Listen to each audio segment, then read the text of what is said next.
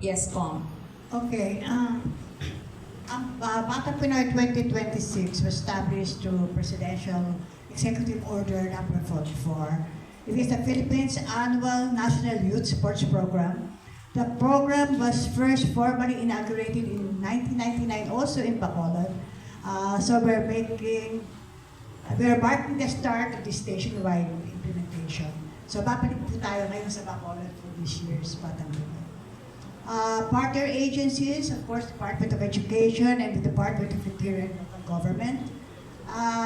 Ang host government is Bacolod City, and the dates will be December 12 to 18, 2026. Bacolod will officially serve as the host local government unit for Batang Pinoy. All sports competition will be conducted within Bacolod City. The new age category for Batang Pinoy shall be 8 to 15 years old. We have 30 sports this time. Last year, we had 27 sports. Nagdagdag po kami ng mga sports kaya. At if you want, do we have the list of the sports? Ang dinagdag namin this year is baseball, golf, skateboarding, and of course, bowling. Alam niyo na kung bakit. And the lineup is aligned with the Palarong Pampasa Sports Program. Bowling? Dadagdag yung bowling? Yes. Bakit po? Dahil sa akin. No, because bowling has given so much medals. And we want, since there's a bowling center in Bacolod, kaya isa sinama na namin ng bowling.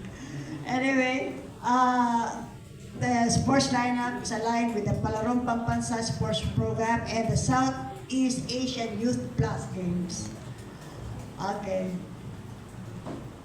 These 4 additional sports actually are reached by catering a wider range of youth interests and skill sets. This encourages participation not only in the usual traditional team sports, but also in precision, individual, and emerging sports disciplines.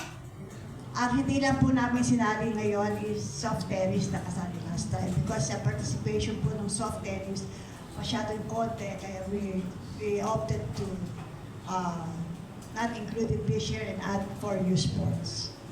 At of course, we're very happy. Inaugurate na po namin yung mga venues sa Bacolod and it's all at bar. And we're happy that we're holding it with the mayor in Bacolod. Thank you so much.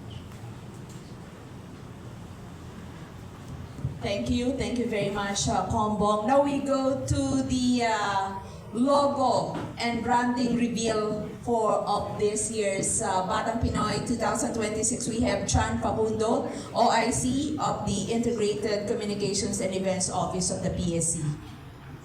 Magandang umaga po, Chairman and to our officials, Mayor. Magandang umaga po. I am the head of the branding and marketing committee for Batang Pinoy. So what you are seeing now po is the previous logo of the Batang Pinoy. And we will now watch a video. This is the official video of the launching of the official logo for Batang Pinoy Bacolod. Along with icons po of our different sports to be played in Bacolod.